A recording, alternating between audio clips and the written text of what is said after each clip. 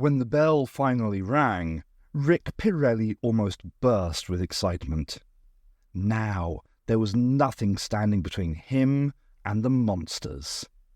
He spotted his best friends, Scott Beaumont and Thad Steiner, in the schoolyard. From a distance, his buddies always reminded him of Laurel and Hardy, one tall and wide, the other short and skinny. He ran up to them, swinging his bag around his head in sheer exhilaration. "Hey, you guys!"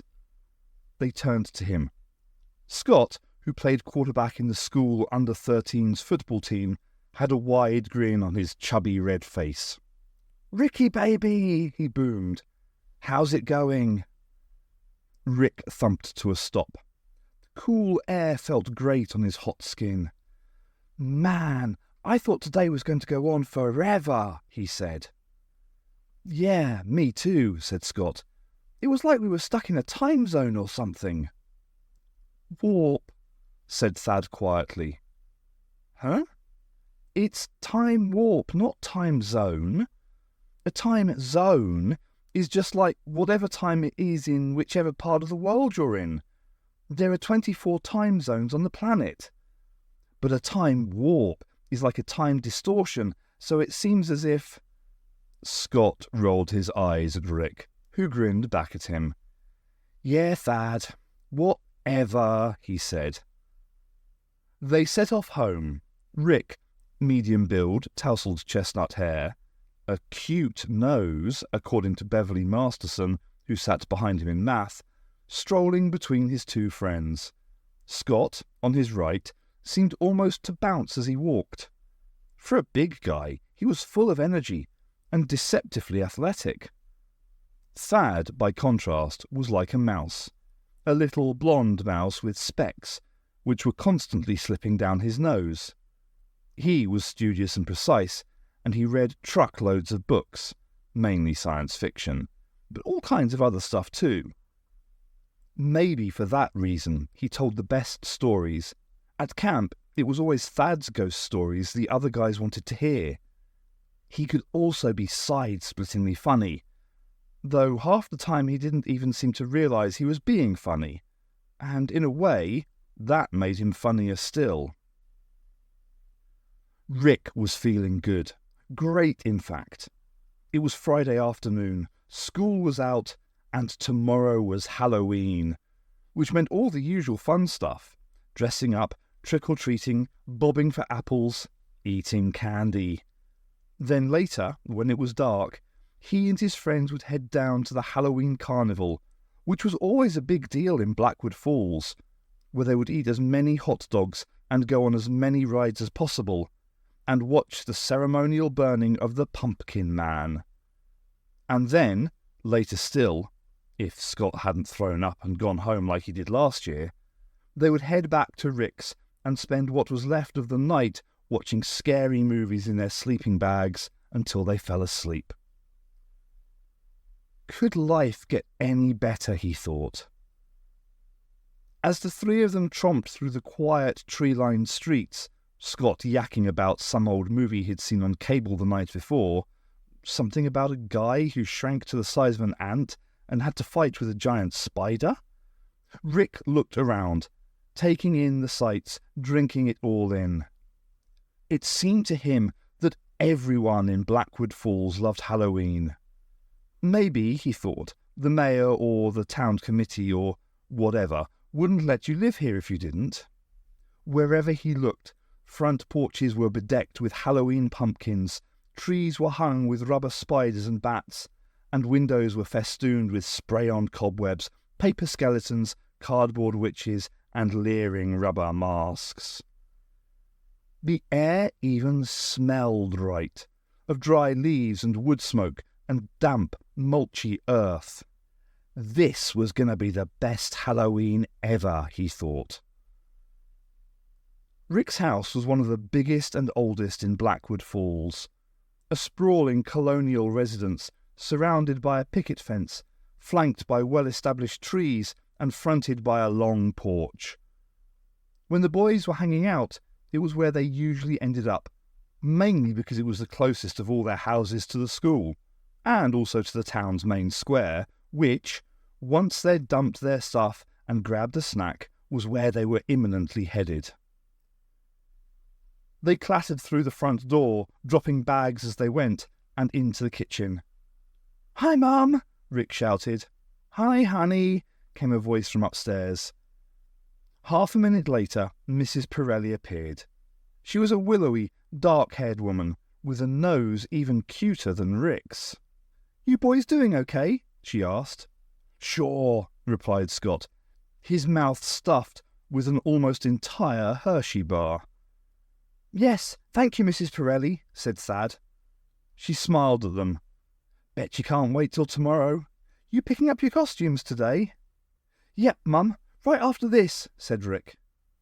"You all got your money to pay Mr. Tozier?" They nodded.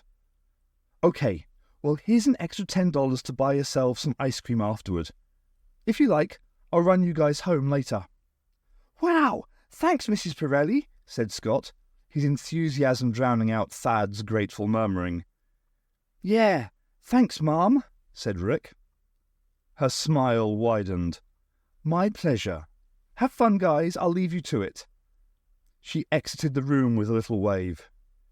"Your mum is so cool," said Scott. "You've just got the hots for her," Rick teased. Scott's face turned an even deeper crimson than usual. "Have not? How come you're blushing then?" "I'm not. So." "Hey, guys," Thad said quietly. "Look at this." He was standing in front of the big window over the sink that looked out over the long back garden. "What is it?" asked Scott, glad of the distraction. "It's the tree. There's something weird about it." Rick and Scott joined Thad at the window. At the bottom of the garden, in front of the high fence that separated their property from that of old Mrs. Helligan, was the most famous tree in Blackwood Falls. It was, in fact, the tree which had given the town its name, although, oddly, no one seemed to know what kind of tree it was. All Rick knew was that its gnarled trunk was as black as charcoal, and that it was ugly and twisted, and had never, as long as he'd been alive, sprouted either buds or leaves. He wasn't sure whether the tree was actually dead, but it certainly looked as though it was. It looked like it had been killed by a disease or something, because its branches were covered in lumpy black growths, like boils or tumours. When he had been a little kid, Rick had thought the growths were the tree's eyes watching him. "I don't see anything weird," Scott said now. "There was a green light," said Thad, "like phosphorescence." For what?" "It's a light produced during a chemical reaction, like when fungus is rotting." Scott sniffed. "So, the tree's covered in rotting fungus. Big deal." "No, but this was different. Strange. There, look." All three of them saw it this time, a peculiar green glimmer that seemed to flash up from the dark earth at the base of the trunk. "Freaky," said Scott. Thad turned, his pale blue eyes wide behind his spectacles. "Let's investigate." They went outside. Rick had never liked the tree. As a kid, he'd been scared of it, and now that he was older, he kept away from it for fear of catching something from its raddled bark.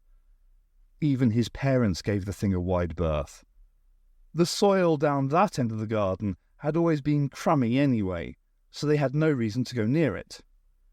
The closest any of them ever got was when his dad mowed the lawn.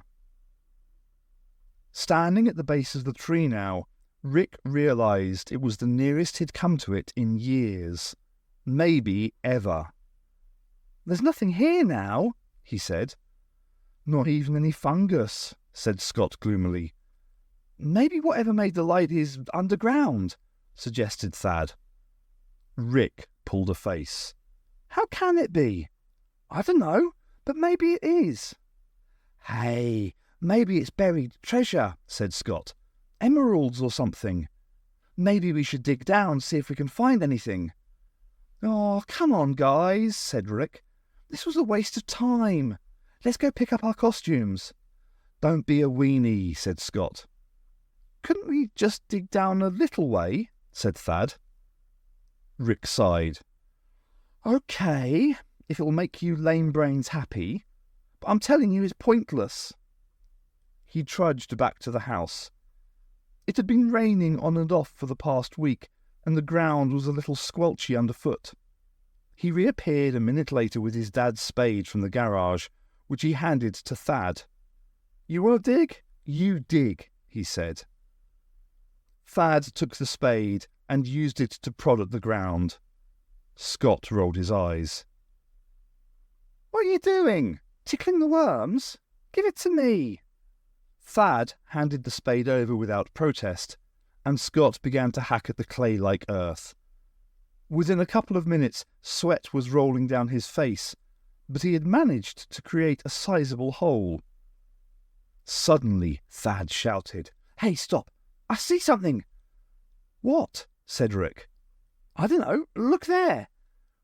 Thad pointed into the hole, and all at once what little colour he had seemed to drain from his face. Oh, geez! You don't think it's a body, do you? All three peered into the hole. There was something down there. Something brownish and leathery and smooth. Was it skin? Wondered Rick. Dry-mouthed, he took the spade from Scott's slack hand and began to probe tentatively into the hole, loosening thick clots of earth from around the object. He uncovered an edge, a corner. Suddenly he relaxed. It's not a body, he said. I think it's an old book. He lowered himself to his knees in the mud and leaned into the hole. There was an unpleasant smell, like mouldy bread or rotting vegetables. Holding his breath, he leaned in further, grabbed the leathery object, and tried to tug it from the earth. He half expected it to disintegrate in his hands, but it came free with a thick shrap sound. The book was big, like an old Bible, and its cover was made of a weird brownish-red substance that was a bit like leather and a bit like plastic, and also, thought Rick with distaste, a bit like flesh. He straightened up, and his friends crowded round to look. Cool, muttered Thad. Awesome, breathed Scott. Rick produced a handkerchief and wiped away as much of the muck as he could. Emblazoned on the book's cover, or rather carved into it, was a strange oval symbol crisscrossed with jagged lines. When Rick tilted the book, the symbol seemed to flash momentarily with a peculiar green light. Did you see that? Said Scott. Reflection, that's all, Rick mumbled. There was nothing else on the book's cover, nor on the spine. Nothing but the oval symbol. For some reason, the book creeped Rick out a little. Holding it gave him a shivery feeling, as if he was holding a box full of snakes. Almost reluctantly, he opened the book at random, tilting his head back as if he expected something to jump out at him. The thick, wrinkly pages were covered in what he at first thought were random shapes, unfamiliar symbols. Then, just for a second, he felt dizzy, and all at once his eyes seemed to adjust. And he realized that the shapes were not shapes at all, but letters which formed words. He tried to read the words, but they seemed jumbled up, foreign maybe. What was more, they gave him the kind of prickly feeling you get when you think someone is standing behind you in an empty room. Esoterica, said Thad. Who? Said Scott. Like a secret language, known only to a small number of people. Is that what that is? Asked Scott. Thad shrugged. That's what it looks like. Hey, said Scott. Maybe this book belonged to, like, devil worshippers, and maybe these words are spells to call up demons or something. Could be, said Thad. So why don't we try it? See what happens. Rick slammed the book shut. No. "Oh, come on, Nan," said Scott, screwing up his face. "Don't be such a girl. What's the worst that can happen?" How could Rick explain the effect the book was having on him without making it sound dumb? Maybe if his friends actually held the book in their hands. "Here you go," he said, thrusting it at Scott. "If you want to call up a demon, you call up a demon. But don't blame me if it bites your stupid head off." Scott rolled his eyes and took the book. Rick expected to see a change come over him, a look of unease appear on his face. But Scott just opened the book and started to read from it. "Beloris," he said. "Cracaidd, Melodran, Sandrith, Pelorium, Canich, Limanec, Frigor, Meish." The weird thing, the really creepy thing, was that Scott seemed to have no trouble reading the arcane words. He read them in a strong, confident voice, almost as if he was doing a roll call of his classmates' names or reading out a list of the American states. Another weird thing was that almost as soon as he started to read, his eyes went glassy and his body went rigid. Watching him, Rick couldn't help thinking that the book had him under some kind of spell and, somehow or other, was bringing the words to life through him. But that was nuts, wasn't it? "Okay," he said, trying to make it sound as if he was bored. "You can stop now." But Scott carried on as if he hadn't heard.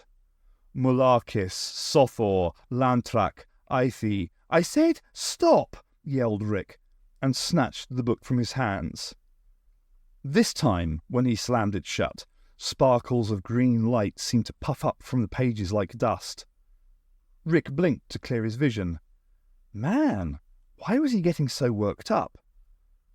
Scott swayed a moment, blinking rapidly. He looked like someone coming out of a trance. "You okay?" asked Thad. Scott scowled. "Sure I am. Why shouldn't I be?" "You turned really freaky for a minute there." "And you should know," said Scott, sounding like his old self, "being Mr. Freaky 24/7. They trudged back to the house, Rick carrying the book. He was wondering what to do with it, wondering whether he should show it to his parents. But when his dad appeared at the back door, he found himself instinctively shoving it behind his back. "What have you reprobates been up to?" Mr. Pirelli asked good-humouredly. He was tall, a little thin on top, but he had a kind of goofy grin which made him look younger than he was. "Nothing, Mr. Pirelli," said Thad quickly. "Dad," Rick said, "why aren't you at work?" "I brought some stuff home to do on computer. It's easier to concentrate here." Tony Pirelli noticed the state of his son's clothes. "Heck, Rick, what have you been doing, rolling in the dirt?" Before Rick could come up with a convincing explanation, Scott blurted, "We've been digging for treasure, Mr. Pirelli, under the old tree." Tony Pirelli unveiled his goofy grin. "That's so? You find anything?" "Yeah, a big fat 0, said Rick, before his friends could reply. "Pity. Well, you guys take your shoes off before you come inside.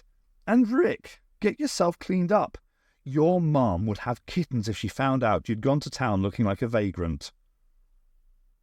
The walls of Rick's room were covered in movie posters. Lord of the Rings, X-Men, Ghost Rider, James Bond. He had a computer and a TV, and his shelves were stacked with books, comics, games, and plastic models of dinosaurs, robots, and spaceships. It was a typical 12-year-old's room, in other words. He pushed the book under the bed, glad to relieve himself of its fleshy clamminess. He was standing in his boxers, rooting through his drawers for his favourite t-shirt and jeans, when there came a tap, tap, tap on his door. Thad was sitting on the bed, flicking through a Spider-Man comic. Scott was swinging himself back and forth on the swivel chair in front of Rick's desk. All three boys looked at each other, a moment of unspoken tension passing between them. Then Rick called, "Who is it?" Silence. He licked his lips, called again, and when no one answered a second time, he said casually, "Grab that, would you, Thad?" For a moment he thought Thad would refuse, but then he shrugged and said, "Sure." He crossed the room and pulled the door open. The landing outside was deserted. "There's no one," Thad started to say. And then a figure with a brown, rotting face and long, pointed teeth leaped into the room, screeching. Thad dived onto the bed. Scott screamed and propelled himself backwards in the swivel chair, crashing into the desk, and Rick held up his T-shirt in front of him like a flimsy shield. The brown-faced monstrosity started to laugh. It doubled over, slapping its thighs. Then it peeled off its face to reveal a more human one underneath. That of Rick's 16-year-old brother, and bane of his life, Chris. "You should see yourselves," Chris hooted. "Man, what a bunch of pansies." "Get lost, Chris," muttered Rick. But Chris stood there, relishing his victory. "Literally scared the pants off you, didn't I?" he said, and hooted again. Yeah, whatever," said Rick. "Now go away, will you, and put the mask back on. You're too ugly without it." Chris made an L sign on his forehead with his thumb and forefinger. "So long, losers," he said, heading out of the room. "Man, your brother is such a dweeb," Scott told Rick after the door had closed. Finding the book and their encounter with Chris had soured Rick's mood.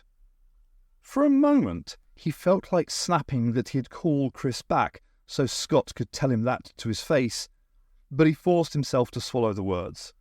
"Forget about him," he said, pulling on his T-shirt and jeans. By the time he had tied his sneakers, he was feeling a little better. "Come on," he said, "let's go get our costumes."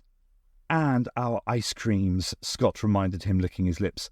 "Triple chocolate sundae, here I come." Etta Helligan, known to local children as the Witch Lady, knew that something was wrong.